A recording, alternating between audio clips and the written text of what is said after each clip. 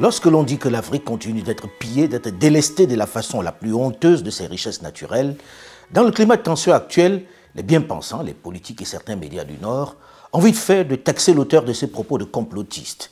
Et s'il insiste, il est de suite accusé de populisme ou encore de racisme anti-occidental, racisme anti-blanc, carrément. Autant de stigmatisations qui très souvent poussent à se taire ou à tomber dans les excès. Et pourtant, les mots ne suffisent pas, les mots ne sont pas assez durs pour illustrer les vols dont le continent est chaque jour la victime. Tenez, regardez cette illustration simple à moins de 40 minutes d'hélicoptère de Conakry, la capitale guinéenne. Regardez ce long tube, ce pipeline qui part de la mine de bauxite à Bokeh pour rejoindre des bateaux amarrés au large. Dans ces tubes, on met toute la bauxite extraite de la mine. Et sans filtre, sans contrôle, elle est directement versée dans ces bateaux. Personne n'est capable de dire la quantité et la qualité de ce qui a été extrait du sous-sol guinéen. Ces bateaux prennent aussitôt la mer. Et c'est une fois à destination, plusieurs semaines après, en Chine, que l'on déclare à l'État guinéen les quantités et la qualité de ce qui a été extrait. L'entreprise chinoise peut donner les chiffres qu'elle veut. On est obligé de la croire. Personne n'a le moyen de contrôler si elle a dit la vérité ou pas. Vous conviendrez avec moi, ça s'apparente quand même à un braquage en règle, avec le consentement de la victime peut-être, mais braquage quand même. On ne peut pas dire que ce soit sain, que ce soit une méthode orthodoxe. Et ça dure depuis des décennies. Et vous êtes loin d'avoir vu le plus grave. La Guinée est habitée par une masse de gens qui ne savent pas la richesse de leur pays. Cette pratique des compagnies minières qui déclarent ce qu'elles veulent a prévalu pendant longtemps dans de nombreux domaines en Afrique, notamment dans le secteur pétrolier. Nous ne savions rien de ce qui se passe et nous n'avons même pas la quantité du pétrole qui sortait de notre pays. Nous ne la connaissons pas. Vous voulez dire que les autorités congolaises ne la connaissaient pas. Ne connaissaient pas la quantité de pétrole extraite de leur sol? Par quel moyen? Vous avez bien entendu. Un président de la République qui ne sait pas les volumes de pétrole que l'on extrait de son sous-sol. Et ça continue encore à ce jour, croyez-moi. Des cargaisons fantômes qui disparaissent dans la nature. J'en connais quelques-uns qui m'en ont discrètement parlé. Je me souviens aussi d'une conversation il y a quelques années avec le président Denis Sassou Nguesso du même Congo-Brazzaville qui me faisait savoir que c'est grâce au conseil de son ancien homologue Ouari Boumedienne d'Algérie à l'époque qu'il a commencé à former et mettre en place des cadres congolais chargés de surveiller avec une efficacité limitée comme vous venez de le voir les quantités déclarées par Elf. Sur les bases, ils étaient isolés et méprisés par la hiérarchie du géant pétrolier. Que dire du coltan et du cobalt de RDC? Il ne s'agit pas de dénoncer ou de pleurer sur ce que les autres nous font. Il s'agit de montrer la réalité, parce que notre silence a longtemps laissé place au narratif des autres, à leur version de l'histoire. C'est la leur qui fait office de vérité. C'est celle que l'on retient, celle qui fait foi, comme on dit. Les Occidentaux, et pas que d'ailleurs, puisqu'on assiste au même phénomène dans les autres régions du monde, se sont habitués à l'idée de voir notre continent de leur seul point de vue, seulement à partir de leur lucarne, qui trop souvent déforme ou arrange la vérité à leur guise, à leur avantage. Un point de vue qui, évidemment, ne montre que nos manques et oublie souvent les rapts, les vols, les crimes que commettent certains États ou quelques firmes internationales en Afrique. Alors toute réflexion divergente est perçue comme du populisme ou des mensonges. Mais cette perception ne doit pas nous amener à nous taire. Au contraire, elle doit nous inciter à donner notre version des faits, mais avec des éléments probants, avec des preuves et des documents, avec rigueur et méthode, pour que chacun, d'abord nous, puis les autres, sachent la vérité, la vraie. Qu'ils sachent qu'il ne s'agit pas de fantasmes, d'alibi pour justifier notre retard, qu'il ne s'agit pas de rejet ou de stigmatisation de l'autre en raison de sa puissance, de son développement ou de sa richesse, mais de faits réels. Il s'agit aussi évidemment de montrer notre part de responsabilité lorsqu'elle est avérée. Il n'est pas question de démontrer simplement que nous sommes des saints, des pauvres victimes innocentes, et les autres, le diable. Nous assumons notre part de responsabilité, mais les autres, ceux qui le sont davantage, doivent avoir la correction, la décence de se regarder aussi dans la glace. C'est en cela que j'ai entrepris, avec mon équipe depuis quelque temps, entre autres travail journalistique, de m'intéresser aux questions minières, à ces richesses dont on parle tant et qui font l'objet de tellement de commentaires ou de fantasmes. C'est quoi la réalité? Sommes-nous si riches? Dans ce cas, c'est quoi la raison de notre sous-développement? Quel est le potentiel naturel réel dont l'Afrique dispose? Comment le transformer en richesse? C'est bien d'être potentiellement riche, mais c'est nettement meilleur de l'être au réel, de pouvoir en jouir. Et si on sortait du virtuel pour parler des choses palpables? Après la RDC et ses mines, son cobalt, son coltan, son cuivre, son or et ses diamants, cap dans cette série consacrée aux richesses minières d'Afrique sur la Guinée, celle de Sékou Touré, celle de Conakry, celle du colonel Mamadi Doumbouya. Présentée comme l'un des plus grands pays miniers du continent, et ce n'est pas un mythe, elle est pourtant classée parmi les plus pauvres de la planète, avec plus de 44% de la population qui vivent avec moins d'$1 par jour. Avec ses richesses, la Guinée est pourtant, en termes d'indice de développement humain, 178e sur 189 pays. Comment expliquer cette incongruité? Vous avez le diamant et l'or, vous avez la bauxite et le fer, et tout dernièrement, un permis d'exploitation a été donné pour le graphite. De façon résumée, ce sont les 5 minéraux utiles que la République de Guinée est présentement en train d'exploiter. Autant de richesses sur un même territoire de 245 857 km². Mais on va se concentrer dans cette série sur les 3 principaux minerais que sont la bauxite, le fer et l'or. Autant de richesses qui ont suscité depuis une 60aine d'années la ruée des grandes entreprises minières et de certains États vers la Guinée. Nous sommes à l'aéroport de Conakry. Derrière moi, l'hélicoptère qui va nous amener sur les champs de mines. On va aller voir la bauxite. Comment c'est exploité ici? Qu'est-ce qui fait que l'on soit si riche et qu'en plus on ne puisse pas en profiter? Qui vole cette bauxite? Dans quelles circonstances? Comment c'est contrôlé? Qui fait quoi en réalité? Nous vous invitons à aller voir ça et puis on en parle au cours de ce voyage qui va être un voyage exploratif. Suivez-moi. Commençons notre visite par le plus connu de tous ces minerais. Celui qui colle le plus à la Guinée, celui dont on parle le plus, la bauxite.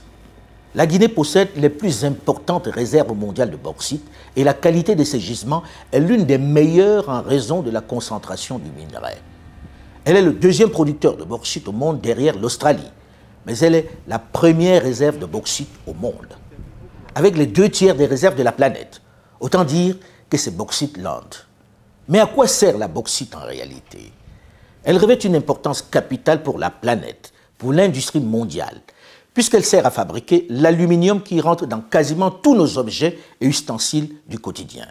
Les casseroles, les couverts, les poêles, les emballages de médicaments, les pots de certains yaourts, les barquettes alimentaires, les canettes et même dans la construction des véhicules.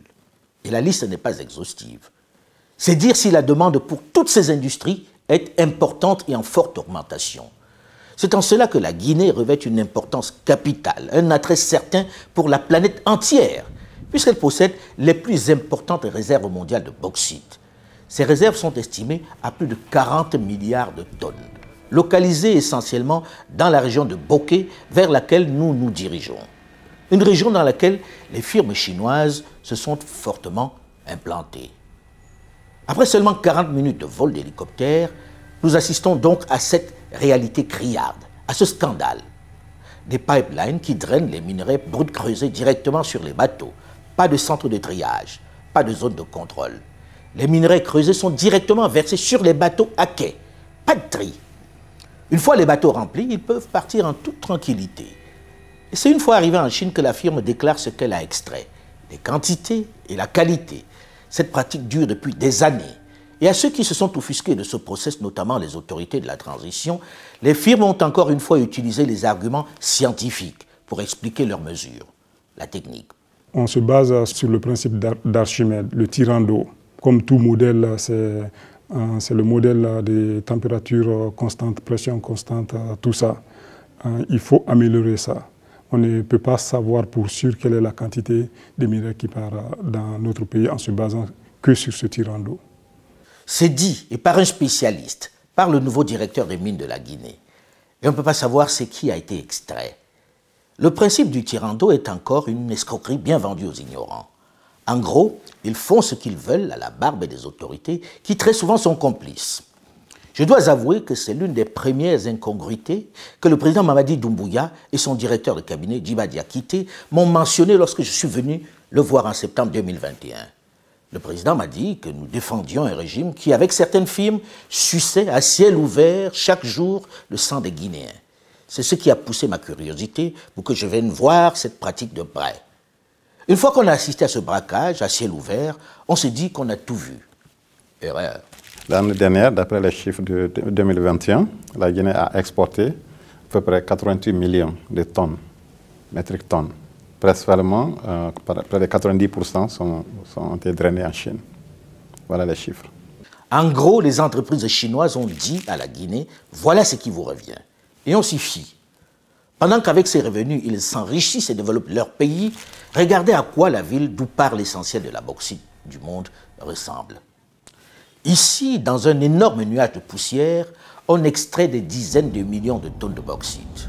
Pour le seul premier trimestre 2020, qui n'était pas réduisant, qui se faisait dans un chaos indescriptible, les quantités déclarées et extraites malgré les vols dans cette région de Bokeh représentaient environ 3 millions de dollars. Pas un centre hospitalier, pas une université, pas un centre de formation. Et ne vous y trompez pas, l'essentiel des jeunes ici, dans la région de Bokeh, ont une autre activité. Ils ne sont pas dans la mine, non.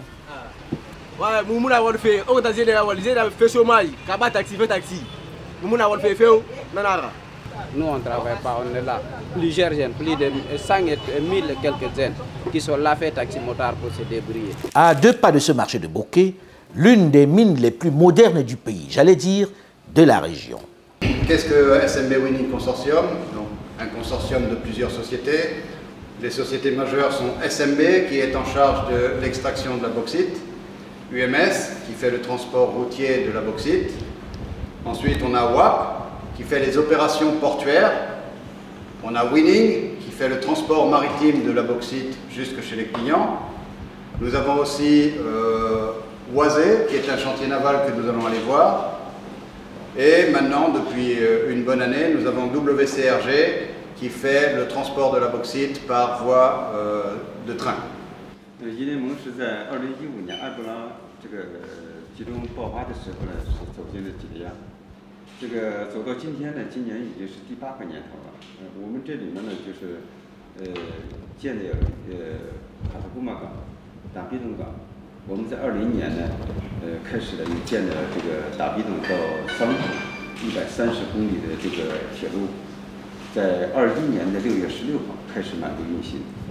Cette mine est une véritable ville, avec toute la modernité. Son aérodrome privé, ses trains, son chemin de fer très privé, ses nombreux camions de transport qui traversent dans un nuage de poussière la ville de Bokeh à longueur de journée. Son chantier naval qui entretient, en plus de ses propres navires, d'autres bateaux dans la sous-région. Son port d'où elle embarque directement sa production de bauxite. Et ici aussi, on utilise les mêmes techniques pour déclarer ce que l'on a extrait du sous-sol. On met tout directement dans le bateau. C'est une fois en Chine qu'ils annonceront ce qu'ils ont extrait. Il y a l'absence notoire du pouvoir au niveau de ces compagnies. On doit être investi des moyens. Et quand on laisse les compagnies à elles-mêmes, elles font ce qu'elles veulent, elles font du n'importe quoi. Elles maximisent le profit sans contrainte. Pour moi, il s'agit d'une notion bien connue en règle mathématique, en règle de business. Il faut de l'optimisation sous contrainte. Et les contraintes viennent de l'État. Que les sociétés optimisent leurs profits, c'est normal. Que l'État aussi met des contraintes, c'est aussi normal. C'est seulement en mettant ces deux choses l'une en face de l'autre qu'on arrive à avoir un bien-être social, un bien-être collectif. C'est vrai que ces entreprises ont fait ce qu'elles veulent sur le terrain pendant toutes ces années. Ici, en apparence, tout va très bien. On a même intégré les Guinéens qui occupent quelques fonctions importantes. Les engins sont également conduits par des chauffeurs guinéens. Tout a l'air parfait. Les employés sur place s'abstiennent de dire ce qu'ils pensent. Ils n'osent pas dénoncer ouvertement une chose dont ils parlent tous en cachette, le droit du travail. Ils ne veulent pas risquer de perdre leur emploi. Mais à moins de 3 km de là, les anciens ouvriers sont plus généreux en confidence. SMB Transport Wapo Winning d'Apilo. Mais allez là, on est en chantour. Depuis qu'on est parti là-bas, quand même, il n'y a pas une condition de vie, ni aussi les salaires. Et en condition de vie, quand tu tombes malade, tu restes à la maison, même si c'est 2 jours, quand tu pars, on ne paye pas. même si tu es parti là-bas pour rembourser ton argent, et aussi c'est difficile de gagner ça. Nous, avec les superviseurs qui on travaille, tout ça là, quand même, le travail de mine, là où on travaille, quand même, c'est difficile. C'est difficile. Quand même.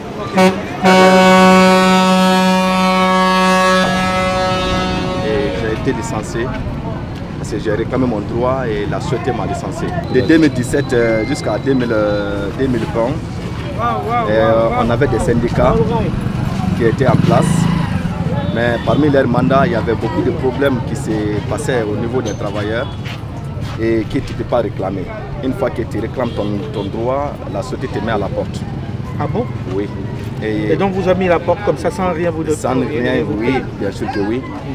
Et les syndicats aussi qui étaient présents, et quand on va envers eux, et te dire ok on va voir, mais il n'y aura pas de réponse. Bien sûr, les syndicats qui étaient en place anciennement, ils étaient avec la direction.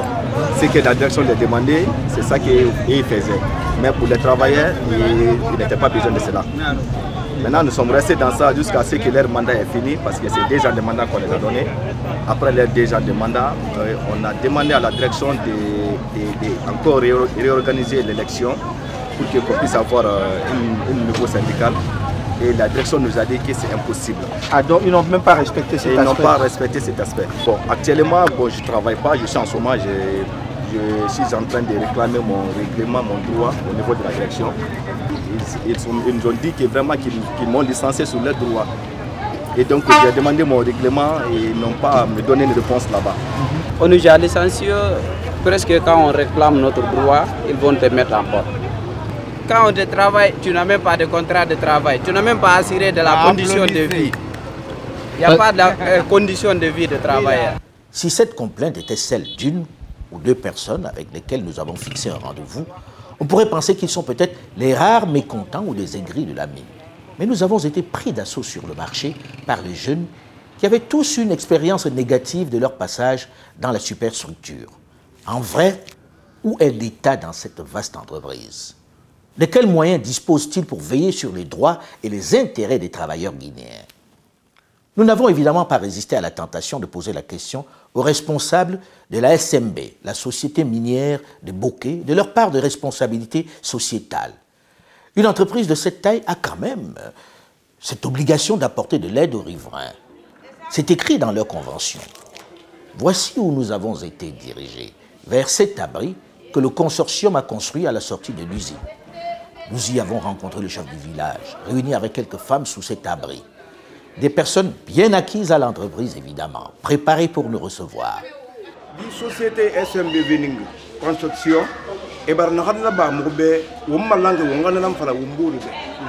donc, à signer l'école film, 3 classes. Après,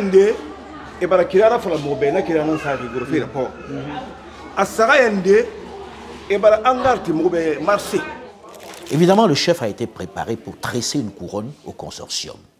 Vous conviendrez avec moi qu'un abri, un puits et quelques salles de classe, ça fait un peu léger au regard de la taille et des profits que réalise cet immense consortium à qui beaucoup de griefs sont faits depuis des années par les riverains.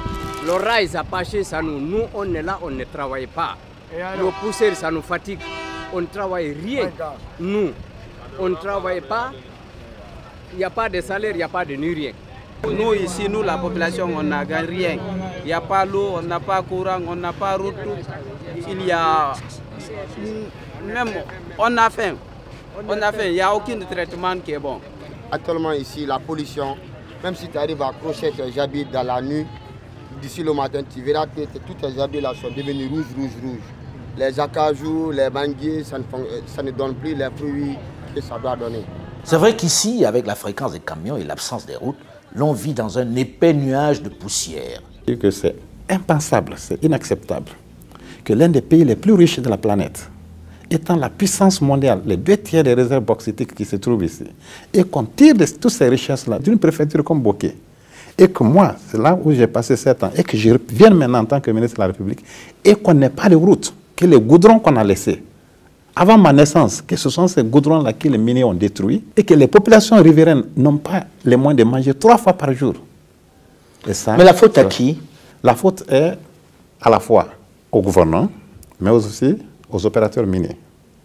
Le cas de Boké, près de 2 milliards de dollars par an. Et que la préfecture de Boké n'a ni courant, ni eau. Et les goudrons qu'on a trouvés avant l'essor dans le domaine bauxitique, ces goudrons-là, on les a détruits. Et personne n'est en train de prendre une décision pour revenir à ces populations-là. Voilà, je vous donne l'eau potable gratuitement, je vous donne le courant, je vous donne la route. Donc, de ce côté, c'est de la responsabilité. Mais c'est surtout de la responsabilité des gouvernants. Sans blâmer individuellement personne. Mais ce que le chef de l'État a fait ici prouve que tout autre président antérieur, toute autre équipe gouvernementale était aussi capable de le faire. Voilà ce qu'on a fait en 3 mois. Les arbres ne poussent plus comme ça devait. Ça pousse même les tôles à vieillir. Hein? Si par exemple la durée est tellement longue, ça devient très court. Donc la poussière impacte tout le monde. C'est la raison pour laquelle tout enfant né d'ici, grandit ici, à la sinusite. Ça c'est naturel. Ah bon? Tout enfant né d'ici et grandit ici à la sinusite, dit à la poussière. Parce que nous nous sommes déjà habitués. Avec cette maladie, on grandit. C'est ça la triste réalité. Le mois passé, nous avons dépêché une équipe du ministère des Mines dans toutes les sociétés minières à travers le pays. Les communautés riveraines n'ont qu'un seul message. Nous voulons du travail pour nos enfants. C'est aussi simple que ça. Encore une fois, le code minier et aussi les différentes conventions de base consacrent la même réalité. Chaque entreprise minière est obligée de construire un centre de formation professionnelle dans les localités où elles opèrent. Ça, c'est le code minier de la République de Guinée qui le dit. Encore une fois, il faut que le chef de l'État commence à le faire. Et c'est ce que nous sommes en train de faire. Moi, je vais partir en France en clandestin. Je vais ça. En clandestin, France. Je vais partir, je vais chercher mon nid. À la vérité, les firmes qui exploitent la bauxite ici n'ont pas vocation à s'occuper des populations riveraines, même si les conventions prévoient ce volet. Elles n'ont jamais été respectées. Et l'État aussi avait ses obligations vis-à-vis d'elles. Figurez-vous, et c'est là où les politiques sont encore coupables de corruption et d'abandon des leurs, il existe bien un fonds pour venir en aide aux populations, pour développer les activités dans cette région riveraine des mines. Le fonds FODEL. Mais dans la réalité, elle a été soigneusement et au fil des ans, carottés, détournés par les politiques. Parmi eux, au passage, certains, et pas des moindres, qui crient aujourd'hui très fort au retour rapide de l'ordre constitutionnel. Question de se remettre à table. C'est à cela que s'est attaqué le colonel Mamadi Doumbouya. La loi guinéenne, le code minier encore, consacre que chaque entreprise minière ouvre un compte qu'on appelle Fonds de développement local, FODEL. Ces fonds-là ont toujours renfloué ces caisses de ces communautés riveraines. Ces fonds-là devraient être utilisés par les différents régimes. Mais vous dites bien devraient. Pour l'instant, on a le sentiment que ça n'a pas été utilisé pour les populations. C'est la raison pour laquelle, dès le 5 septembre, le chef de l'État, quand il est venu, il a gelé tous ces comptes de FODEL. S'il ne l'avait pas fait, nous ne serions pas là où nous sommes aujourd'hui. Dieu merci qu'avec ce gel-là, tous ces comptes FODEL-là sont assis en bonne santé à la Banque centrale de la République de Guinée. Maintenant, le ministère des Mines et le ministère de l'administration des territoires vont travailler avec chacune de ces communautés-là pour les aider à monter les projets prioritaires de développement. Donc, malheureusement, ce qui est fait par le chef de l'État maintenant, là, devrait être fait des années avant. Mais nous venons de commencer. Il faut renverser la tendance de 63 ans en 9 mois et maintenant en 36 mois. Il est à noter que depuis leur arrivée aux affaires, les militaires qui ont pris le pouvoir en Guinée le 5 septembre 2021 ont tout de suite mis le secteur des mines dans leur viseur. Il faut l'assainir. Force est de constater que des attentes ne sont pas comblées du côté de nos populations. Et le gouvernement en est conscient. Cela ne peut pas continuer. Une chose est de dénoncer ce que les grandes puissances et les firmes internationales ont fait dans nos pays.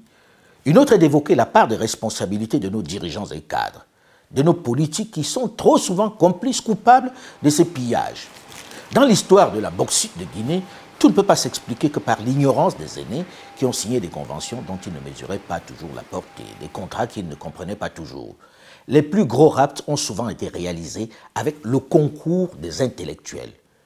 Ce n'est pas plaisant à entendre pour les politiques, mais pendant ces 60 dernières années, après l'ignorance du début, les gouvernants qui se sont succédés n'ont pas brillé par leur gestion des immenses richesses de la Guinée. Et beaucoup de cadres et de politiciens sont les premiers responsables de ce pillage. Ils ont contribué à voler les richesses de ce pays. Pour ce qui concerne les ressources humaines qui ont fait de bonnes formations, la Guinée pullule de cadres. J'ai des amis qui ont fait MIT aux États-Unis, j'ai des amis qui ont étudié en Suisse. Ils ont vu des modèles qui marchent ailleurs. Mais une fois qu'ils sont au retour dans leur pays, qui est le nôtre, ils deviennent le problème au lieu d'être la solution. Donc actuellement, la variable explicative de notre retard ou du fait qu'on ne profite pas de la richesse de notre sous-sol, c'est clairement un manque de volonté lié à la corruption. Figurez vous-même que des élus au sein de l'Assemblée nationale se sont entendus pour livrer cette manne aux firmes internationales en décidant un jour, tout simplement, de priver le pouvoir de ses revenus en votant un texte pour faire sauter la taxe à l'exportation. Est-ce que vous savez que la Guinée avait instauré, sous la Première République déjà, une taxe à l'exportation? C'était une mesure incitative à la transformation des matières premières. C'est-à-dire que lorsqu'on exporte la bauxite, pour les inciter à transformer la bauxite en alumine, on leur a imposé une taxe à l'exportation de plus de 22 $ la tonne. Et nous qui exportions de l'alumine, parce que je parle du cas de Frigia où j'ai travaillé, nous payions 17 $ parce que nous exportions l'alumine et l'État aurait voulu que nous exportions de l'aluminium. Donc c'est une mesure incitative à la transformation. Mais non seulement cette mesure incitative qui permettait d'avoir des revenus pour le pays, cette mesure a été arrêtée, personne ne sait comment et pourquoi. Vous voulez dire que du jour au lendemain, on a banni la mesure à l'exportation? La taxe à l'exportation, elle a été arrêtée sans préavis. Et mais qui l'arrête? Mais à l'époque, ce n'est pas plus pas moins que le gouvernement qui était là en place. Mais je ne peux pas vous rentrer dans les détails. C'était dans quelles années? C'était sous le régime du président Lansana Conté, vers les 93-94. Ce n'est pas tout. Les conventions imposaient à chaque fois, à chaque compagnie qui produit plus d'une tonne de minerai de bauxite, de construire une raffinerie. Une disposition qui devait au moins freiner cette propension à faire de la Guinée un simple pourvoyeur de matières premières. Elle devait permettre la transformation en alumine sur place, ce qui aurait créé des milliers d'emplois et de la valeur ajoutée. Aucune de ces compagnies ne l'a jamais fait. Ce sont des gens qui ne sont pas des missionnaires. Ils sont là pour faire business.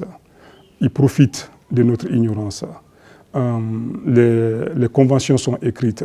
Les termes de ces conventions ne sont pas appliqués.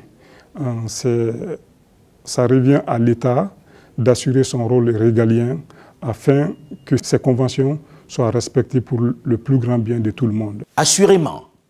C'est d'abord à l'État de veiller à ce que les conventions soient respectées. Les opérateurs miniers, en venant en Guinée, en signant leur convention de base, en négociant avec l'État de leur faire tous ces cadeaux-là, les listes minières. Vous savez que toutes les sociétés minières importent gratuitement tout ce qui entre dans leurs opérations, dans leur production ici, sans payer de taxes. Et c'est une saignée financière pour la République de Guinée. Nous le reconnaissons. Je sais combien ça coûte à l'État guinéen. Mais le président de la République demande de faire appliquer les lois. Alors, malgré tout, ces sociétés minières-là sont venues pour négocier avec les différents régimes pour leur promettre que nous allons faire des raffineries de telle période à telle période et de telle capacité ensuite allant à cette capacité, connaissant la situation économique et énergétique de notre pays. Alors là, c'est une promesse qu'elles ont prise elles-mêmes de façon volontaire. Et à cause de ça, l'État a fait beaucoup de concessions en acceptant de perdre beaucoup en matière de revenus. À la question de la transformation sur place, nous avons beaucoup écouté l'argument des miniers, petits comme grands, selon lequel le pays n'a pas assez d'énergie pour alimenter, pour faire fonctionner des raffineries. C'est vrai. Mais la clause de la construction des raffineries, il l'avait signée en connaissance de cause. Elle était dans les conventions et les différentes compagnies et consortiums signataires de ces contrats en avaient conscience. C'est un argument qui ne tient pas la route. Lorsque l'on veut réellement investir dans l'alumine, on sait que ça va avec l'énergie. Dans le business plan, on intègre l'énergie. Lorsque vous voulez acheter un véhicule, vous savez très bien que vous n'allez pas acheter un véhicule qui n'a pas de volant ou qui n'a pas de pneus. Ça fait partie. On a un élément, un exemple de base qui est Frigia. Frigia exploitait de la bauxite comme les autres compagnies bauxitiques, mais Fria transformait sa bauxite en alumine. Ils avaient les mêmes problèmes énergétiques. Pire, il y a 50 ans que cela se faisait. Aujourd'hui, on a construit 2 barrages. La disponibilité en énergie est beaucoup plus grande aujourd'hui qu'elle ne l'était il y a 50 ans quand on construisait Fria. Dans les 6 mois, 9 mois qui viennent, la République de Guinée, la zone de Bokeh, qui va englober 99% des raffineries, va avoir la quantité d'énergie suffisante pour toutes les raffineries dans notre pays.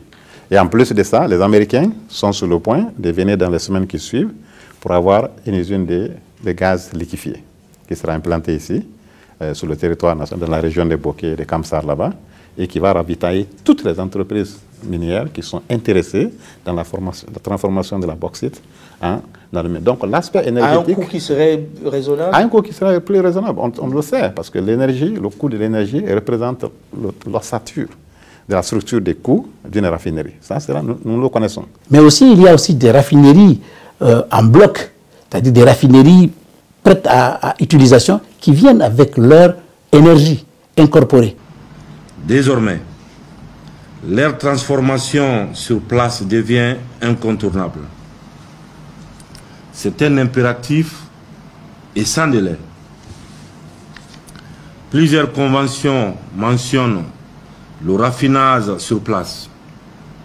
Ces engagements sont lettres mortes aujourd'hui. En réalité, lorsque l'on visite le secteur de la bauxite en Guinée, on mesure le côté filou, le côté un peu voyou de nombreuses compagnies, mais également la propension de certains dirigeants, certains responsables à la corruption, au profit personnel. Ils ignorent superbement l'intérêt de leur pays et leurs administrés. Tenez par exemple, lorsque vous avez 3 compagnies étrangères qui débarquent et qui, dans la convention, proposent de construire, chacun dans son contrat, un réseau de chemin de fer, des kilomètres de route sur le même parcours, et ils promettent chacun qu'ils reviendront plus tard à la Guinée, je suis surpris. Et je refuse de faire insulte à l'intelligence des Guinéens qui ont négocié et signé ces contrats pour penser qu'ils n'ont pas vu qu'il y avait des doublons et des non-sens, que pour eux c'était logique, que ça leur a échappé qu'il y avait des choses absurdes dans ces conventions qui se superposent. Je refuse de croire qu'il n'est pas pensé à mutualiser ce projet pour les rendre cohérents, avec un seul chemin de fer transguinéen, pas des hypothétiques bouts de chemin de fer sans aucune cohérence. De combien de réseaux de chemin de fer la Guinée a besoin? S'ils ne l'ont pas fait exprès, alors ils devraient se taire. Ils devraient se faire plus discrets et surtout se garder de critiquer les militaires parce qu'eux au moins ont tout de suite vu l'incohérence. Ils s'y sont attaqués d'entrée. Il ne s'agit pas de remettre en cause les engagements pris par la Guinée, mais il s'agit de faire en sorte qu'aucune des parties prenantes aux différentes conventions ne soit fondamentalement défavorisée dans la répartition des revenus issus de l'exploitation de nos ressources naturelles. En réalité, le secteur de la bauxite est bourré de conventions, de contrats absurdes. Et ce qui est remarquable, c'est que le CRND, le groupe des militaires qui est arrivé au pouvoir en renversant le professeur Alpha Condé, sans expertise, n'a même pas touché aux conventions. Ils ont juste décidé de mettre un terme à ce pillage. Une centaine de permis ont été retirés, c'est-à-dire près du tiers des permis donnés. Depuis le 5 septembre, le chef de l'État est venu, il a dit il faut mettre un gel, on n'octroie pas de permis minier. La situation est tellement corrompue, il faudrait tirer au clair la situation des titres et permis miniers. Alors au Conseil des ministres, il m'a instruit, le ministre des Mines, de ne plus octroyer de permis jusqu'à l'assainissement complet du cadastre minier. C'est ce qui fut fait. Donc depuis ces 8 derniers mois, nous sommes en train de voir au cas par cas tous les permis dormants, tous les permis qui sont restés inactifs, ou tous les permis dont les obligations contractuelles en matière de volume de travail à accomplir, en matière de volume d'investissement à faire, en matière des taxes superficielles, en matière des droits fixes à payer à la République de Guinée. Dans chacun de ces cas, nous avons répertorié et nous leur avons adressé, selon les provisions du code minier, des lettres de mise en demeure de 30 jours pour se mettre en rapport. Dans tous les cas, pour une soixantaine de sociétés minières où les gens n'ont pas essayé de se mettre en conformité avec leurs obligations contractuelles avec la Guinée, ces permis-là ont été retirés et le compte-rendu a été fait au chef de l'État. Vous et nous ne pouvons plus continuer à ce jeu de dupes qui perpétue une grande inégalité dans nos relations. Il faut la corriger et c'est maintenant. Je vous invite à cette démarche qui devient un impératif catégorique et non négociable. Et ce, avant la fin du mois de mai. C'est-à-dire, on est en avril, c'est d'ici la fin du mois prochain. Je veux, Monsieur le Premier ministre, qu'on me réponde sur ça. Je vous demande de revenir auprès du ministre des Mines et de la Géologie avec des propositions, un projet, un chronogramme précis de construction de raffineries d'alumine en République de Guinée. Quand il est venu au pouvoir, il a déclaré solennellement que toutes les conventions de base, tous les contrats, tous les protocoles restent inchangés. Donc nous ne changeons pas la loi. L'État, la Guinée, est une continuité. Et pourtant, en mettant juste la pression pour que les conventions soient respectées, le changement dans les caisses du Trésor public a été fulgurant. Les recettes de l'État ont, en quelques mois, fait un bond extraordinaire. Pendant les 90 premiers jours de 2022, les recettes minières ont été à hauteur de 11 000 milliards 900 millions de nos francs, donc représentant plus que les recettes prévisionnelles annuelles que les douanes font rentrer dans les caisses de l'État. En 3 mois, les 3 premiers mois de l'année, on a mobilisé près de 12 000 milliards qui sont dans nos caisses, avec la Sogipame. Comment on est arrivé là? Des simples décisions. Le chef de l'État a demandé que le code minier donne à la Guinée le droit, en son article 138.3, le droit à la commercialisation de la part de la bauxite qui lui revient. C'est tout ce qu'on a exercé. Expliquez-nous ça, ça veut dire quoi? Ça veut dire que l'État guinéen, le code minier qui le consacre 15% de la part dans ces sociétés-là, normalement. D'accord? Donc, si une société minière exploite 10 millions de tonnes, ça veut dire que la Guinée a 1 500 000 tonnes. Et le code minier donne la latitude à la République de Guinée de commercialiser ça au prix qu'il négocie avec l'étranger. Voilà tout ce droit de commercialisation que le chef de l'État a instruit le ministre des Mines, immédiatement, la même semaine, de faire connaître à ces sociétés minières-là que nous exerçons nos droits. Et voilà tout ce qu'on a fait. Ceci, c'est du concret. En réalité, ce tableau illustre bien les effets justes du respect des conventions sur les miniers par la pression des nouvelles autorités. Fin juin 2021, on est à 40 milliards de francs guinéens de chiffre d'affaires de la société minière de l'État, la Sogipame. Le CRND n'est pas encore là, il n'est pas encore au pouvoir. Il n'y arrivera qu'en septembre, 3 mois plus tard.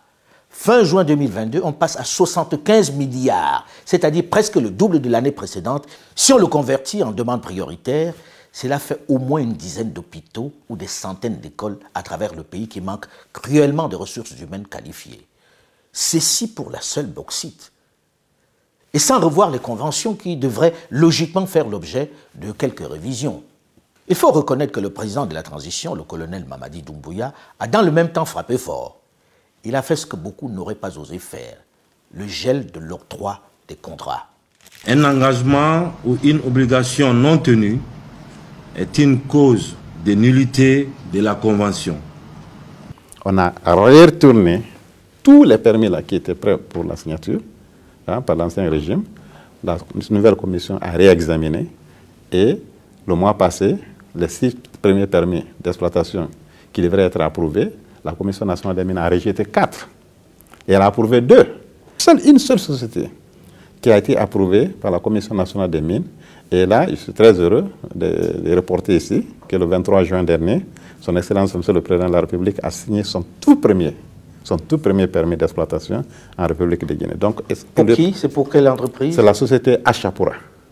Achapura est aujourd'hui la seule société minière encore qui est capable ou qui est considérée être capable dans les 12 mois qui suivent de passer d'un projet, en phase de projet, à la phase de commercialisation. Le président Doumbouya a convoqué, de façon très polie mais très militaire, les patrons de mines, quelle que soit leur taille et leur origine. Eux qui étaient jusque-là les maîtres du pays, qui faisaient la loi, qui tenaient en otage le gouvernement et toute la population, et leur a donné un ultimatum sans ambiguïté. Le président de la République a convoqué les CEO des sociétés et leur a donné des ultimatums. Tout manquement au respect des délais de construction des raffineries se traduira par des pénalités requises. La transformation de la bauxite en alumine ne doit pas se limiter seulement à la mise en place des usines de raffinerie. Toutes les matières premières et produits rentrant dans la transformation doivent être produits sur place. C'est seulement à ce prix que nos ressources naturelles seront un levier de développement pour nos populations. Le gouvernement est conscient de la complexité d'un projet de construction de raffineries d'aluminium en Guinée. Cependant, le respect des conventions de base reste pour nous non négociable. C'est pour cela qu'un comité sera prochainement mis en place pour proposer aux compagnies minières qui se mettront ensemble pour la construction des raffineries en Guinée. La colère du président ne s'est pas limitée dans le domaine des mines à la bauxite. L'or, mais également le fer, dont la Guinée est encore l'un des plus grands réservoirs mondiaux, dont nous parlerons dans la seconde partie de ce reportage, en fait également l'objet de réelles révolutions. Dans ce domaine aussi, les autorités et les miniers ne se sont pas gênés pour piller la Guinée. Les scandales sont au moins aussi importants que dans la bauxite. On ne peut pas ne pas les mettre au grand jour. Lorsque l'on parle de la richesse de l'Afrique, la plupart des gens se demandent à quoi ça ressemble. C'est toujours très très virtuel. Lorsque l'on parle de la richesse des sous-sols africains, on se dit c'est quoi cette histoire? Eh bien il suffit de voyager sur le continent pour le voir. Il suffit d'arriver dans certains endroits pour comprendre à quel point nous avons été dotés de richesses que nous n'exploitons pas. Nous sommes ici à 1636 mètres de hauteur, d'altitude, dans le Simandou. Et regardez, il suffit d'aller sur le bord de cette route pour voir du fer, du minerai de fer en haute teneur. Il n'a pas encore été travaillé. Et il est partout, partout. Quand vous vous déplacez, ce caillou sur la place, c'est du fer. Partout, il y a du fer. Et ici, on a décidé de l'exploiter différemment. On a décidé, enfin, de se l'approprier. Mais comment se l'approprier? Puisque jusqu'à une certaine date, et c'est ce que signent les politiques, ils avaient donné ça à quelqu'un pour 35 ans. Après, on allait leur donner ces infrastructures qui sont très belles. Sur cette énorme montagne qui est bourrée de minerais de fer. Bourrée de minerais de fer. Quelqu'un allait les exploiter pendant 35 ans et allait dire, je vous donne des infrastructures. Sauf qu'au bout de 35 ans, il ne reste plus grand-chose. Personne de nous ne saura, ne sait à ce moment précis ce qui restera de là. Et c'est dans cela que c'est intéressant d'avoir renégocié. Parce qu'en réalité, ces richesses sont là. Regardez, partout, il y en a. Il y en a. Il suffit de se baisser pour ramasser.